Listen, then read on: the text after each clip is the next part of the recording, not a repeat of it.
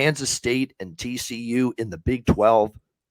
TCU 3.5-point home favorites, 58.5 the total in this game.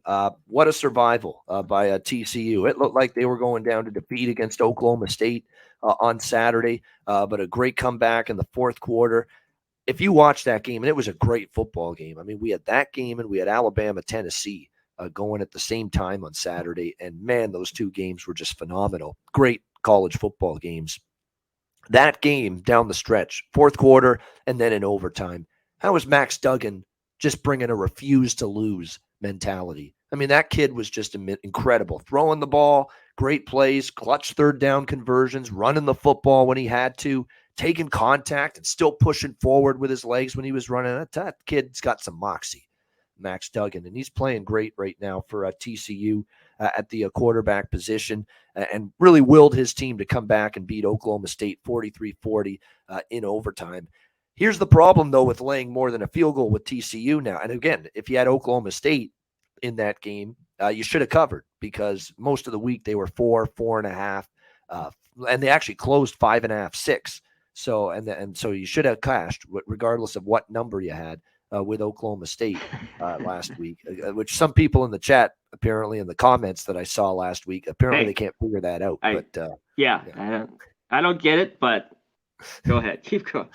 Yeah, apparently they don't know what the point spread is in these games that we're talking about. Some of the commenters, but that's another story. Bottom line is Oklahoma State got the money. TCU did not cover, and I don't know if TCU is going to cover here. Think about the last three games that TCU's faced. Oklahoma, big game. Kansas, big game. Oklahoma State, incredible game, down to the wire, overtime. You got to ramp yourself back up again here to play a Kansas State team that's coming in fresh as a daisy, rested off a bye week. They haven't played since they beat Iowa State 2 weeks ago. I understand why the numbers come down. This opened 5.5. It's down to 3.5. I think it's a live road dog here with Kansas State. I like taking points with this team. They've been very good in the underdog role, like they were when they beat Oklahoma 41-34 a few weeks ago. In fact, that was the only time they've been an underdog this year.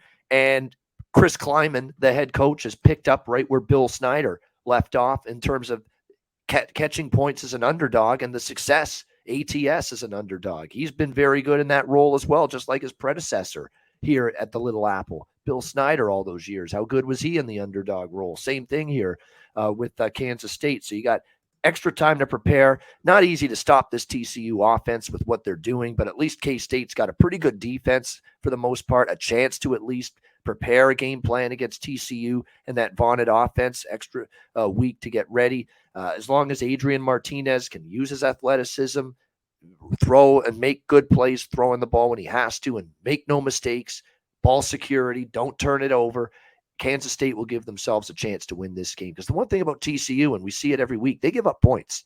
So that makes it difficult to lay points with TCU. So I like K-State. I understand why they're taking money here early in the week. Conor, Mac, what do you think, K-State, TCU? I mean, I agree with it too a little bit, why they're taking money in this one. They should be rested. You mentioned TCU. That was just a phenomenal game. And man, it was just horrible to me to see those goddamn field goals. That came early, but it got tied and got over. But yeah, Max Duggan was great. I mean, I still can't go back. I thought he was the guy. There was the quarterback competition. I mean, I still think he's really, really good, and it shows. So I'm glad for him. I think on the other side, you stick to the game plan with Martinez. You know, don't make him do too much.